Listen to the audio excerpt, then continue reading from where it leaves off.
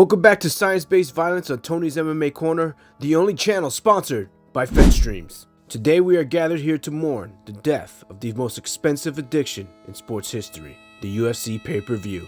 It's 2026, Paramount took over.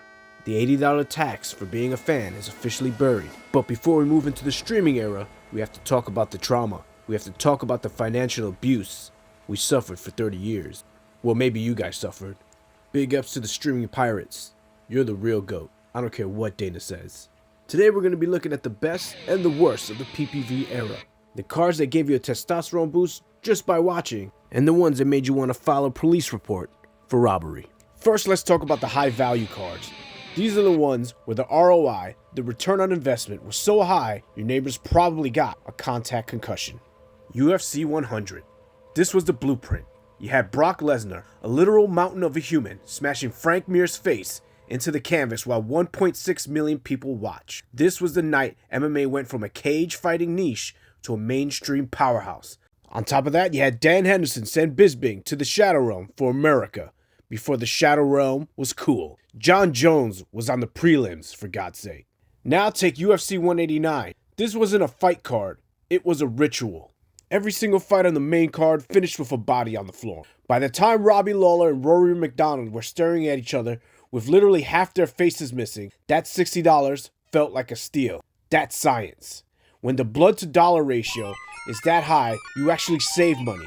Then to top it off, Conor wins his first title by sparking Chad Mendes.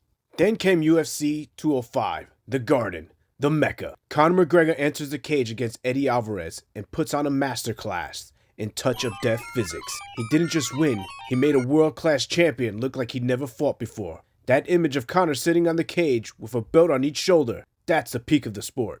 That's the high we've been chasing ever since. UFC 217, this was a hardcore fan's dream. 3 titles on the line, and all 3 champions went down. GSP came back after 4 years to choke out Bisping. Rose Namajunas shocked the world by stopping Joanna and making DC giddy like a Downsy who met Superman.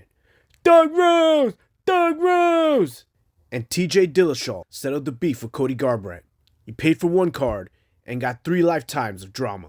Then you have UFC 229, Khabib versus Conor. The world is watching. This wasn't just a sports event. It was a collision of cultures and pure, unadulterated grudge. The build-up had Conor fighting a bus, bringing up estranged kids, and international terrorism. How do people deal with this guy? Anyway, 2.4 million buys. Whether you like the post-fight chaos or not, you cannot deny that for 1 hour, the entire planet centered around a 30-foot octagon in Vegas. That $70 was a bargain to see history unfold. Finally, you have UFC 300, the final boss of the pay-per-view era. Every fighter on that card was a killer. The card was so stacked, it makes Sydney Sweeney look like she has 2 mosquito bites on her chest. A spastic Yuri was on the prelims.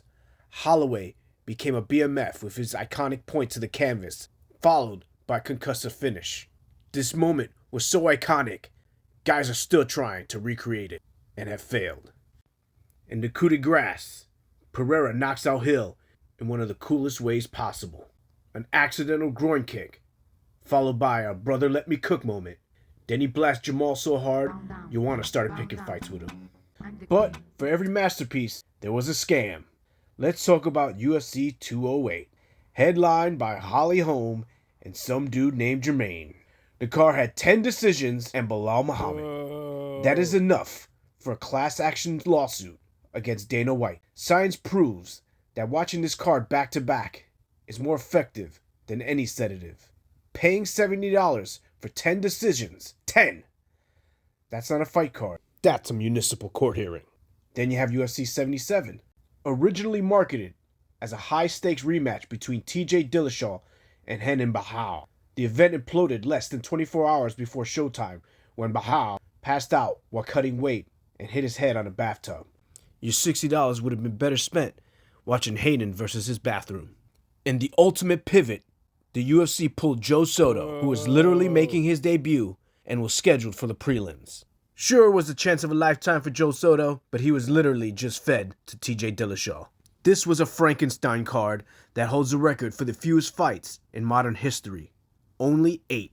leaving fans paying full price for a lineup that has the depth of a backyard wrestling tournament. It was a night that proved in the pay-per-view era sometimes you weren't paying for a world-class sporting event. You were paying for the UFC's ability to just bleed through a logistical nightmare.